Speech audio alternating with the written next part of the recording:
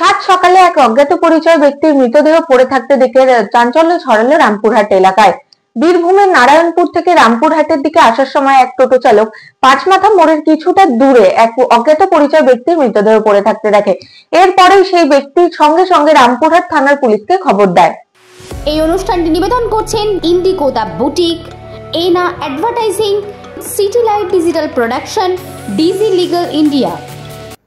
সঙ্গে সঙ্গে ঘটনাস্থলে এসে উপস্থিত হন পুলিশ প্রশাসনের আধিকারিকরা এবং ঘটনাস্থল থেকে ওই অজ্ঞাত পরিচয় ব্যক্তিকে উদ্ধার করে রামপুরহাট মেডিকেল কলেজ ও হাসপাতালে পাঠানো হয় ময়না তদন্তের জন্য।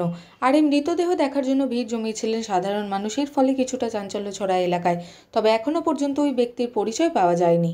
আমার নাম মুকুল শেখ। আচ্ছা, প্রথমে এসে কি দেখলেন? আমি এসে আমি গাড়ি টোটো চালাই, তা টোটো লাগালাম এখানে স্ট্যান্ড থেকে হেঁটে হেঁটে আস্তে আস্তে দেখছি তো একটা উলঙ্গ হয়ে মানুষ পড়ে আছে। একটু যেয়ে সামান্য যেয়ে আমি আপনাকে কাপড় পেলাম, এসে ঢেকে দিলাম। মানে ওপরের গেঞ্জি ছিল? হ্যাঁ, শুধু উপরে গেঞ্জি ছিল, একবার উলঙ্গ হয়ে অবস্থা পড়েছিল।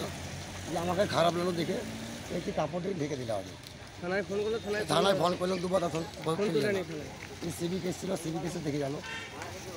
কি মনে করছেন?